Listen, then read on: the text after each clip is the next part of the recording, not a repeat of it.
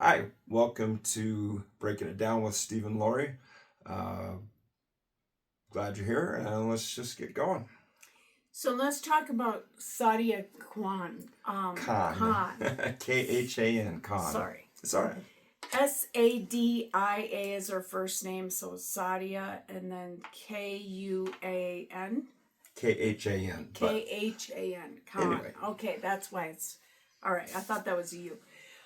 So she's obviously right on all over YouTube and everything right now because she's in hot water for some uh, graphic and contentious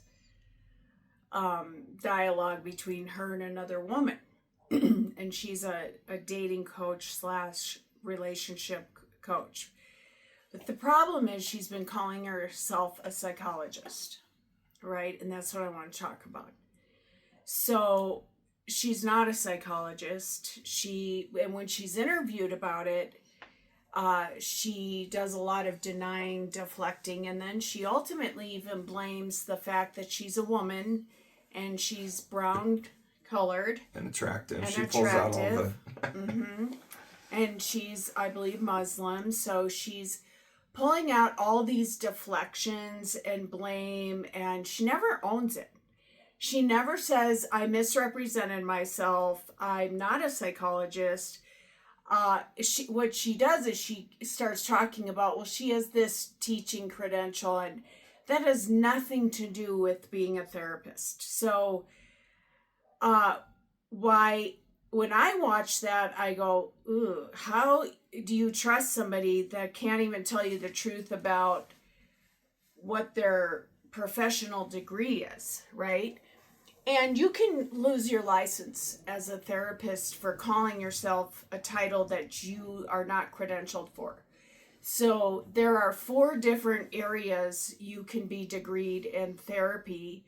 And one is a psychiatrist, which is a medical doctor who does a fellowship in psychiatry in a specialty, and they are the only ones that can prescribe medication. And they are, like Dr. Grund. I think he might be a psychologist.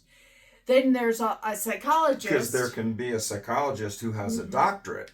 Right, which they do. So they would be titled in hopefully just in professional circles, but as doctor or so and so. Yes. Okay. Yes. But and they have a PhD. Okay. And then there's an MSW, which is not an MD, which right, is what a psychiatrist is. Okay. Right. Keep that clear because it's tough. Right. So psychiatrists really oftentimes specialize in diagnoses and medication. And a psychologist has a PhD, and then there's an MSW who is a licensed social worker. And then there's the degree that I have, which is an LPC, which is a licensed professional counselor, and also called a psychotherapist.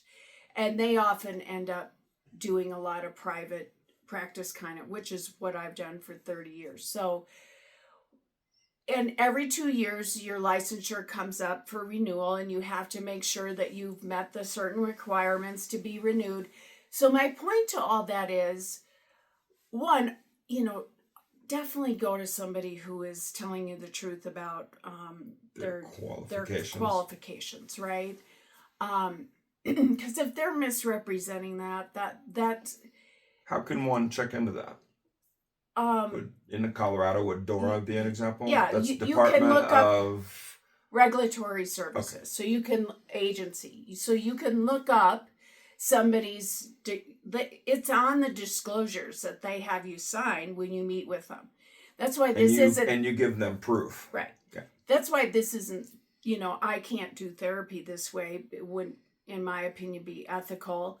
But it also can't be done because it's not a mutually agreed upon confidential relationship that's signed off on, and it has many guidelines to it.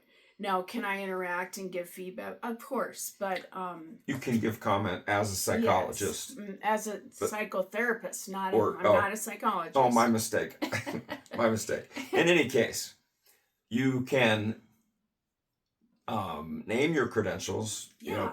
Let everyone know what your qualifications are. The line is, you can't enter into a therapeutic relationship, and giving advice is not a therapeutic relationship. You can't even do cross state lines in therapy. So if then you have to do consulting or whatever. But and I don't think the licensure has kept up with our modern technology, but I'm sure they're working on that.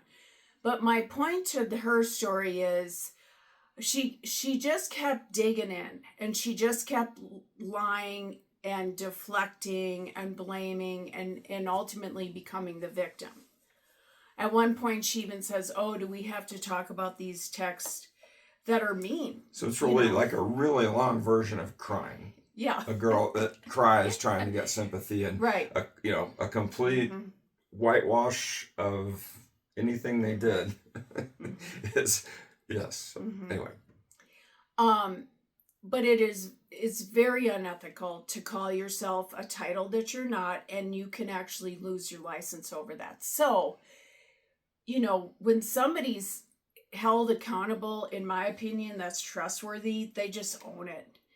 I mean, she would have been far better off saying, "Yeah, you're right."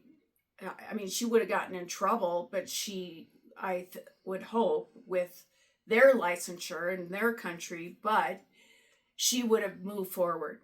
The other thing everyone's focused on is, oh, she charges $5,000, she charges $8,000. People can charge what they want, right? I mean, it's supply and demand. It's supply and demand. If she has enough people wanting, it's not physically possible for her to meet all of those appointments. I mean, good on her for saying, "Hey, I'm a commodity that is obviously worth something. I'm going to charge more." And right now, it's like a concierge doctor. Right.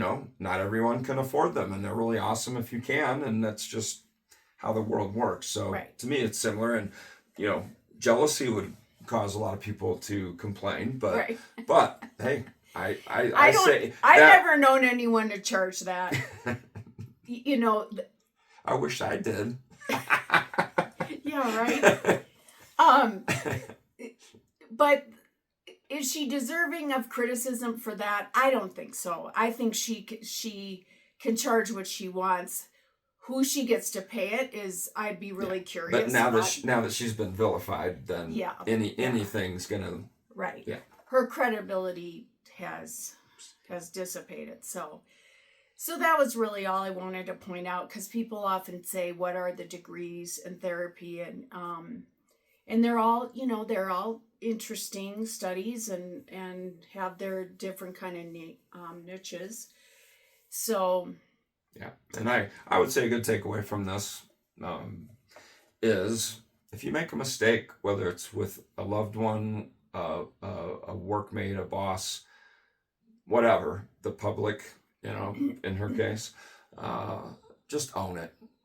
Own it. Take the consequences. You'll save some of your credibility. In fact, you might gain respect. No matter whatever mistake you made, when someone owns it, and that's going to get respect, even in spite of whatever your mistake was. So. Yeah, to me that's integrity, right? I mean, everybody makes mistakes. Some mistakes obviously are deal breakers, but when you're in any kind of field, subjective or otherwise, nobody does it perfectly. Nobody, but you part of being a trustworthy person is saying, I shouldn't have said it that way, or that came across too harsh, or how you engage honestly. So. All right. Well, thanks for being with us, and we look forward to seeing you again. Thanks.